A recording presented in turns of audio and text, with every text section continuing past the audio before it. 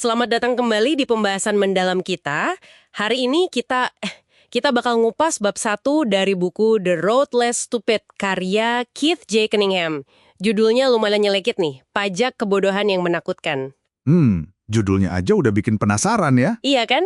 Pernah nggak sih Anda bikin keputusan finansial, mungkin dalam bisnis atau investasi, yang belakangan disesali banget? Nah, bab ini ngomongin soal biaya dari keputusan-keputusan kurang cerdas itu. Cunningham nyebutnya itu, pajak kebodohan. Betul. Dan ini penting ya, karena sumbernya ini kan buku bisnis yang niatnya ngajarin, bukan sekedar hiburan gitu. Oke, jadi inti konsepnya gimana tuh? Intinya tuh sebenarnya sederhana tapi kuat banget. Jadi keputusan yang impulsif atau ya emosional lah ya dalam bisnis dan investasi itu seringkali bikin rugi gede. Nah, kerugian itulah si pajak kebodohan ini. Oh gitu. Penulisnya sendiri, Cunningham ini kan pakar bisnis ya. Dia ngaku terang-terangan pernah bangkrut, bayar pajak ini sampai puluhan juta dolar.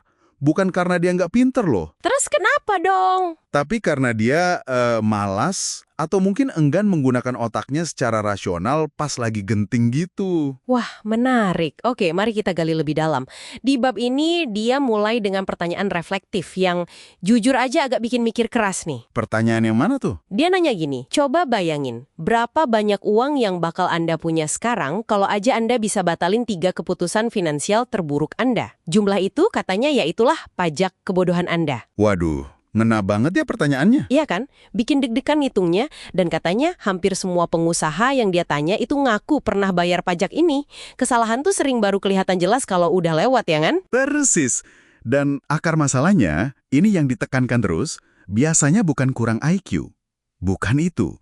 Tapi lebih ke keputusan yang didorong emosi. Emosi kayak gimana tuh contohnya? Ya, kayak optimisme yang berlebihan, atau serakah sesaat, atau ya impulsif aja gitu.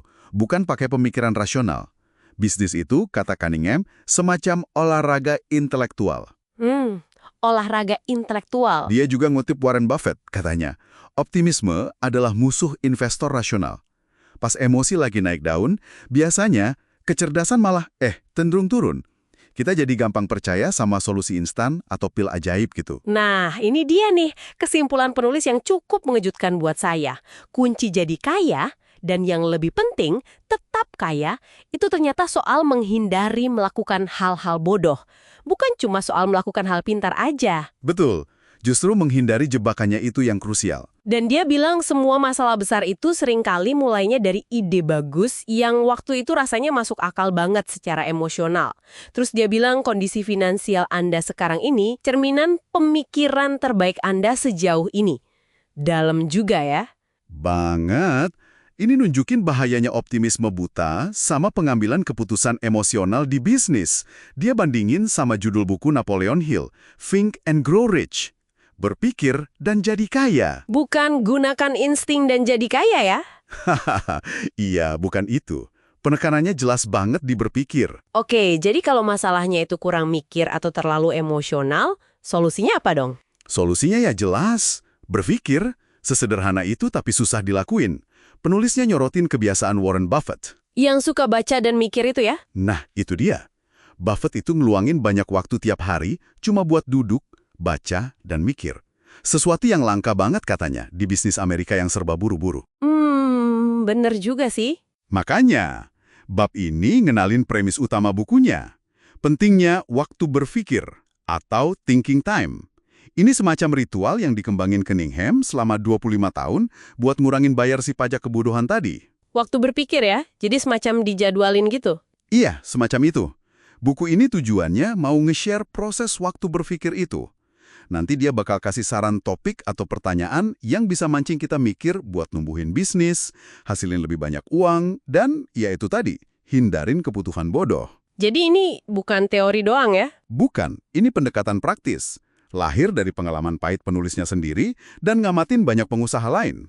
Oke, jadi kalau dirangkum nih, inti dari bab 1, pajak kebodohan yang menakutkan ini adalah soal kerugian nyata ya, gara-gara keputusan yang nggak dipikirin matang-matang.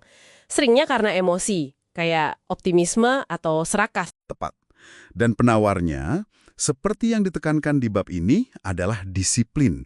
Disiplin buat berhenti sejenak dan benar-benar mikir. Jadi pelajaran pentingnya, menghindari kesalahan fatal itu sama pentingnya atau bahkan bisa jadi lebih penting daripada cuma nyari langkah cerdas berikutnya ya. Banget. Sukses finansial yang awat itu butuh pemikiran rasional dan kritis. Nggak bisa ngandelin emosi sesaat aja. Nah, sebagai penutup nih, ada pemikiran buat Anda renungkan. Kalau benar kondisi finansial kita sekarang ini cerminan pemikiran terbaik kita sejauh ini, kira-kira area mana dalam keputusan finansial atau bisnis Anda yang paling bisa untung kalau Anda mulai rutin ngadain sesi waktu berpikir yang terstruktur kayak yang disaranin Cunningham ini, di mana kira-kira pajak kebodohan Anda paling sering kebayar ya? Coba direnungkan.